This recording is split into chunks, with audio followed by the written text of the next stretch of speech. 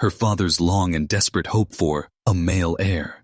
But the joy didn't last long. From the very beginning, Isabella's health and that of her sister raised quiet concerns, and it's no surprise her birth was the result of a union between an uncle and his niece.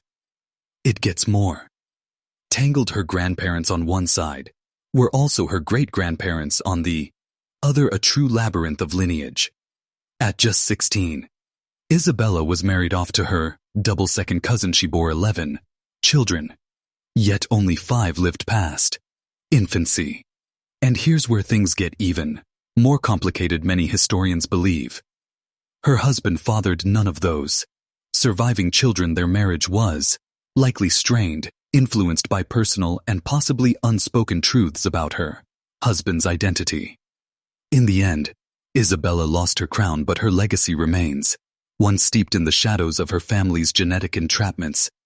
At number 9, we find Marie Louise of Austria, born into one of Europe's most deeply entangled dynasties. Her parents were double first cousins, meaning they shared both sets of grandparents in a family where cousin marriages were the rule, not the exception. Tragedy came often. Of 12 children, only 7 lived into adulthood. The intensity of inbreeding in her lineage is staggering.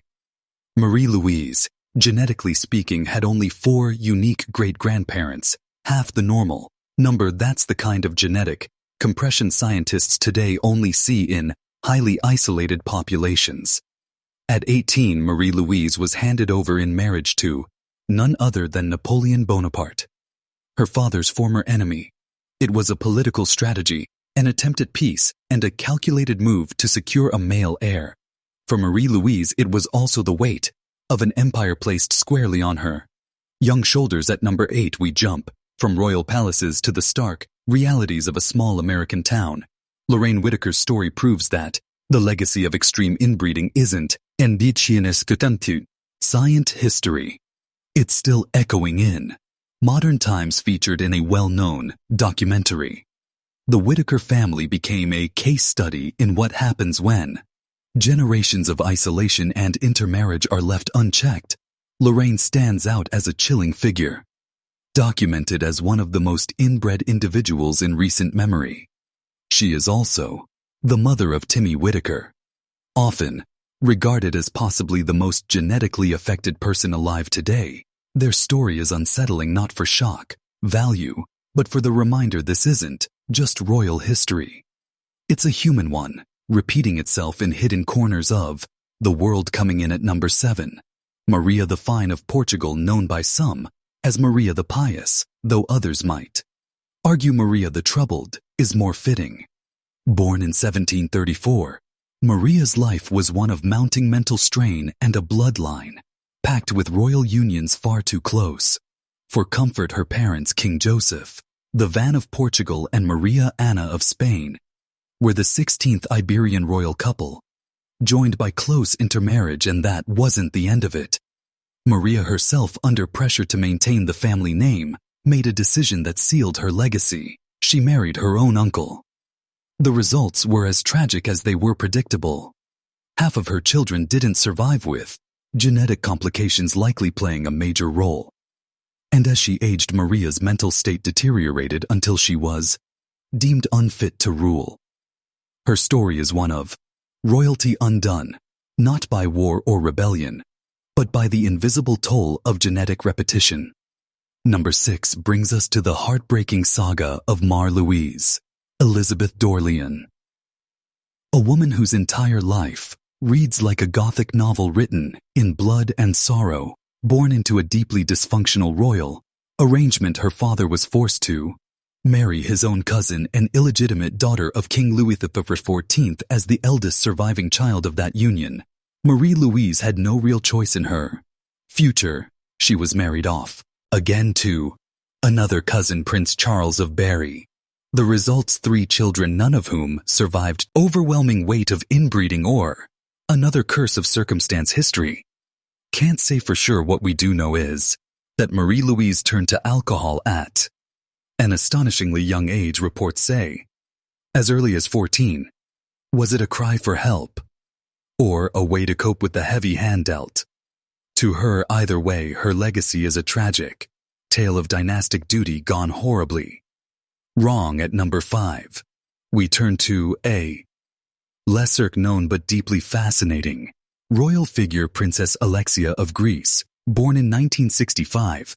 Her story bridges the fading tradition of royal unions and the lasting echoes of aristocratic inbreeding. She and her 4 siblings came from one of the last significant royal marriages between a sitting king and a royal princess. But there was more to this union than romantic headlines. Her parents, Queen Anne-Marie of Denmark and King Constantine of Greece, weren't just royal. They were closely related not once but twice. Over, they were second cousins and third cousins, creating a double bond that was as political as it was personal, and their family trees knotted and heavy. Constantine's great-grandparents were siblings. One of his grandmothers was also the sister of his great-grandfather. Anne-Marie's ancestry carried its own tangled legacy. Though their marriage appeared loving, their close genetic ties ensured that their children, including Alexia, were partially inbred, much like the famously related British royals, Queen Elizabeth II and Prince Philip. A modern royal tale, rooted in a very old tradition. Taking the 4th spot is someone whose name rarely gets mentioned, despite her staggering genetic legacy: Maria Antonia of Austria, a Habsburg who surpassed even her infamous uncle, Charles II of Spain, in terms of inbreeding. While Charles is often cited as the ultimate example of the Habsburgs' genetic downfall, Maria Antonia's family tree makes his look simple. Her ancestry wasn't a tree at all. It was more like a dense loopy nung vine, a tangle of repeated names and repeated marriages. Some have gone as far as calling it a genetic circle rather than a lineage. The extent of her inbreeding was so severe that her genetic similarity matched that of a child born to 2 full siblings, yet her story is often overshadowed. History may have forgotten her name, but from a genetic standpoint, she stood at the very peak of Habsburg inbreeding, a quiet yet unforgettable figure in this long and complex narrative. Stepping far back in time, number 3 introduces us to 2 mysterious figures not remembered by name but by number: mummies 317A and 317B. Though they never ruled, their tiny preserved bodies carry a tale of ancient sorrow and genetic consequence. These 2 infant girls were the daughters, likely stillborn, of none other than Pharaoh Tutankhamun and his wife Anasaun, born around 1300 BCE. But here's the haunting detail: Ankhesemen was not just Tutankhamun's queen, she was also his half-sister. They shared the same father, continuing a dynasty-long tradition of sibling marriage within Egypt's royal family. Tutan himself was the product of years of tightly confined bloodlines. By the time his daughters were conceived, the genetic risks had reached a devastating peak. Their short lives, marked by deformities and frailty, are chilling reminders of how even divine kings could not escape the cruel arithmetic of inbreeding. At number 2, we move from pharaohs and palaces to a modern, deeply disturbing case: Kimberley cult.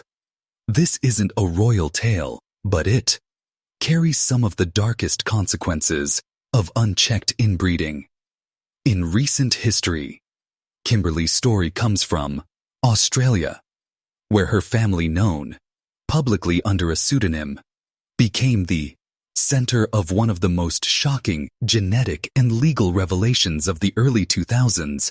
Living in deep isolation, the cult family practiced multi-generational inbreeding, creating a closed-loop community with almost no outside genetic input. When the truth came to light, authorities intervened, uncovering a disturbing and complex web that led to multiple police investigations and arrests. Kimberley, born into this environment, is one of the most genetically compromised individuals ever documented. Her case isn't about royal pressure or dynastic pride. It's a modern example of how isolation and lack of oversight can produce unimaginable human cost. And now, at the top of the list, Cleopatra II, Philopator, the woman who more than anyone else embodied the full force of calculated inbreeding for political power. Forget the romanticized version of Cleopatra often shown in films. This Cleopatra was not a fantasy figure, but the very embodiment of dynastic obsession. Though Egyptian by rule, her bloodline was purely Greek Macedonian, born from the Ptolemaic dynasty, which relentlessly practiced brother and uncle niece marriages to keep power concentrated and pure. Cleopatra II's parents were siblings. Her grandparents were also siblings, and her own siblings married each other before she eventually ruled alone. She was a living monument to the strategy of bloodline preservation, powerful but heavily burdened. Even her name, borrowed from a rare Syrian princess, was one of the few hints that any outsider had ever been allowed into the family tree. Cleopatra II wasn't just a royal figure. She was the genetic culmination of generations of tightly woven lineage. A powerful ruler whose biology bore the heavy weight of a family's calculated ambition, from majestic courts to forgotten villages, from glittering crowns to remote isolation. The pursuit of purity, power, and legacy has twisted the stories of these women into tales of tragedy, resilience, and revelation. Their lives remind us how history is often shaped not just by politics or war, but by the invisible hands of biology and blood.